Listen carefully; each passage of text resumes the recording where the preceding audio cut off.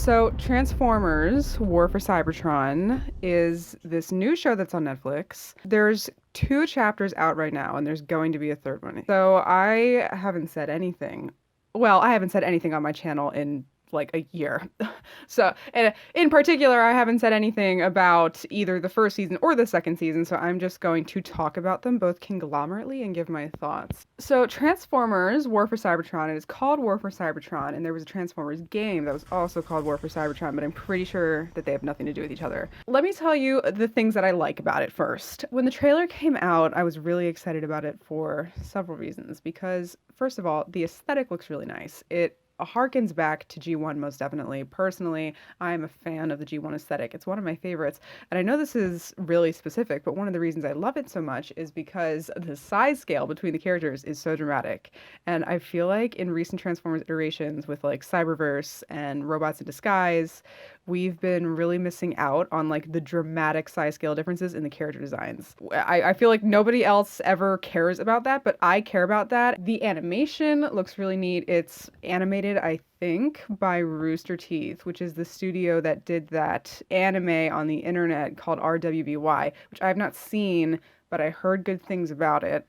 The fact that it's on Netflix, I was excited about, since because it's a streaming service and not a cable network, there aren't the same kinds of network typical censoring policies. You know, it has more freedom and more breathing room in regards to how adult we can be with the writing. And since it's a war-oriented story, you know, this opens up a lot of opportunities for the themes and the dialogue and the show in general to be darker and more serious than what we're used to. So that was something I was looking forward to as well. And it definitely is dark and it definitely is serious.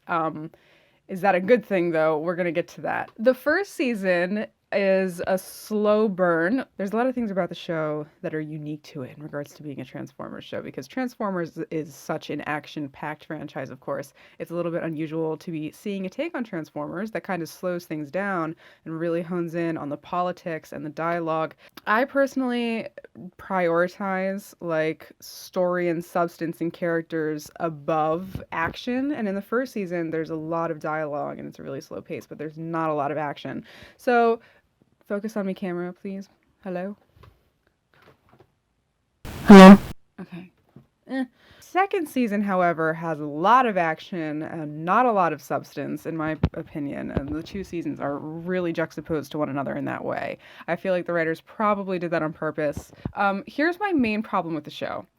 For as much as I enjoy how, you know, seriously the writers are taking it, I mean, you can tell that these are people that care about what they're doing. I personally feel that they got writers on board that are into the Transformers mythos. But the problem that I'm about to articulate, I see this issue in so many franchises that are franchises that were originally intended for children back when it first came out, and then they're rebooted to be targeted at an older audience, or maybe specifically the audience that were children at the time that it was originally on, and now they grew up, so now we want to cater more to that same audience now that they're adults. It's like you reboot these whimsical properties and you take it so far in like the dark and gritty and mature direction that it's really joyless and like takes itself way too seriously. When I say it is joyless, it's not like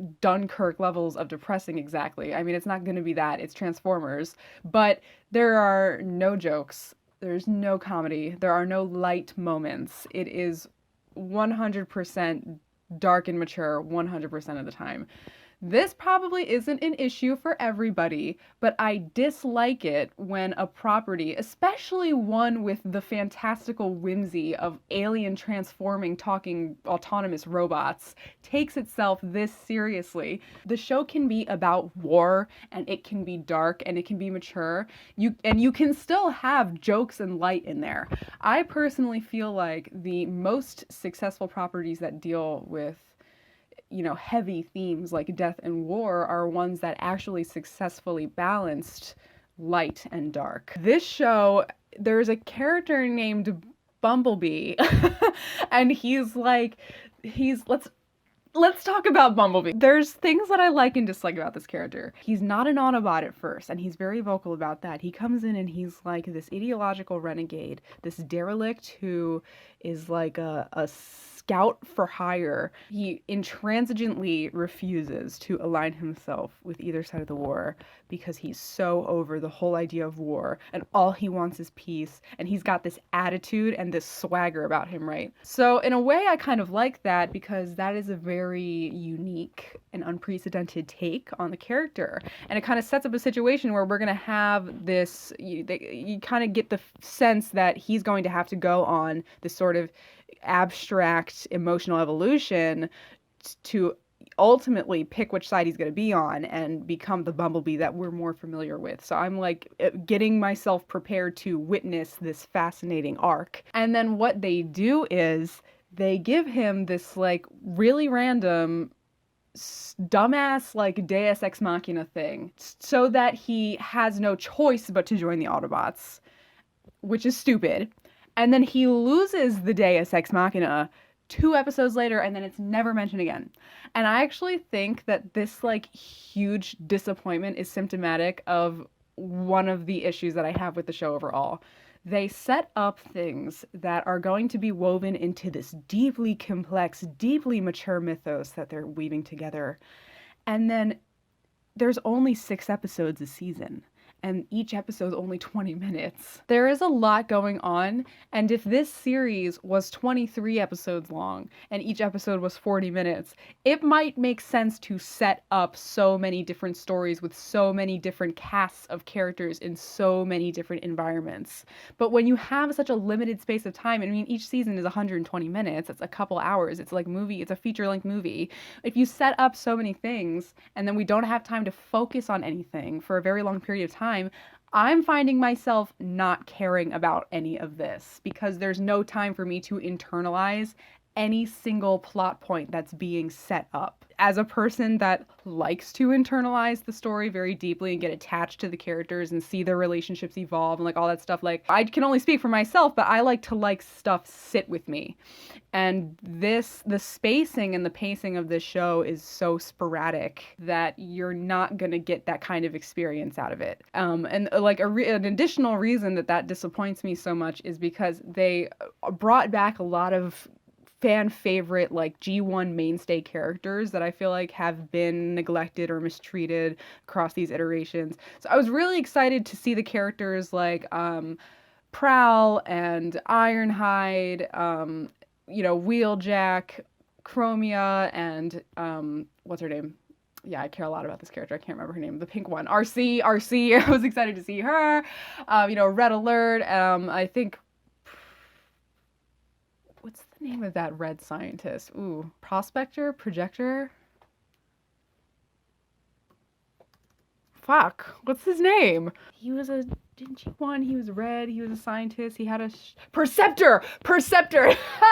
Okay, I'm pretty sure I remember Perceptor being mentioned. Like, I'm pretty sure he's in this, but this is the thing. Like, I don't even remember who was there because it's like, you get these characters in. I'm like excited to see these old characters, but then they only get like 2 minutes of screen time each. Like, basically, Ironhide, Chromia, RC, like all those characters that I just mentioned, Ratchet, you forget that they're there. You can just forget that they're even there. The writers don't give themselves time for you to like settle in with these characters.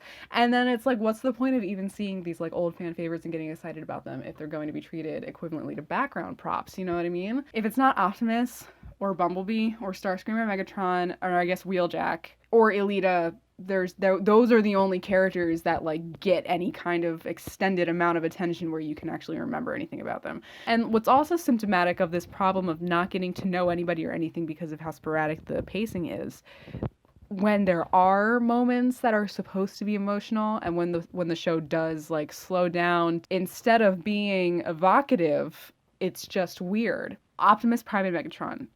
What I like is that they give them a more complex backstory and a more fraternal, almost, rivalry. So there's kind of like a broken brotherhood between them. And I think that that's a very interesting take. I like how it blurs the the ordinarily dichotomized black and whiteness of good versus evil that is typical of Transformers.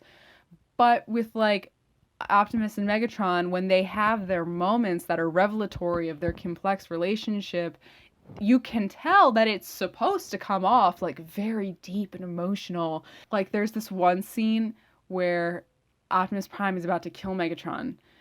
But it's a big decision for him, and he doesn't want to do it, and he's like screaming. He's like, it's just funny because when this voice actor who's doing him, it's like Jake Fauci or something, I can't remember his name. Fuchsia Fawcett. When he screams, he just sounds nothing like himself. It sounds like a completely different person. So in any case, he's screaming at Megatron to like preemptively forgive him basically for what he's about to do. And it just screamed Martha energy. You know? There are moments that they set up Bumblebee to be this rising leader. But that's weird too, because, he starts the series as somebody that has no affiliations, that doesn't want anything to do with anybody, and that doesn't nobody wants anything to do with him, and he's supposed to be young and naive, and then he comes in and literally starts barking orders at people, and nobody objects to it, and nobody questions it. Everybody obeys Bumblebee as he assumes this impromptu leadership position. And I think that's very strange. Like, it's not an arc. This is what I'm talking about with how you don't have enough time for all this shit. It's not an arc if it goes like this. If it's a right angle, it's not an arc. Bumblebee's character arc is like this instead of this, or that. You get it. And you're welcome for your free geometry lesson. I'm not saying there's nothing redeeming about the show. There's something in it for somebody. I've watched reviews from people who like it. If you're not somebody who deeply cherishes things like character substance and character relationship, you probably won't mind the way the show is written as much as I do. There's a good framework, I guess. There's a good framework, and it's the premise I like, the idea of blurring the lines between good and evil I like, giving the characters these complicated ideological compunctions I like. All of these things that they set up are good, and I liked the ideas. The execution, in my opinion, is kind of shitty. Okay, here's something else I like about the show. There are no humans so far. I don't know if that's going to change in season 3, but for the first 2 seasons, no humans. Love that. However, Transformers, I feel, is the kind of show that really calls for an audience surrogate character, because it's definitely got a lot of layers to it that a newcomer to the franchise would struggle to grasp on the onset. Bumblebee comes in and is set up as a character that is ideologically ambiguous. Set him up as the main protagonist, have the show be told through his point of view, and have the different sides be interpreted that way. And in this way, the audience kind of has a channel through which to filter all of the information, and the show has a focus, and there's a specific route for us to interpret the moral gray areas on both sides of the war and all of these complicated events that are unfolding. I think something like that would have made this more palatable. There's a lot of potential here. It just needs some discipline. Basically, I think that's what it boils down to. It's not great. It's not horrible. I don't think it's that bad. I'm just it exists. Thank you so much for watching. If you want to see me post something completely random and irrelevant to the previous thing I posted in another 8 months, subscribe to my YouTube channel. Have a wonderful, wonderful day. Yeah.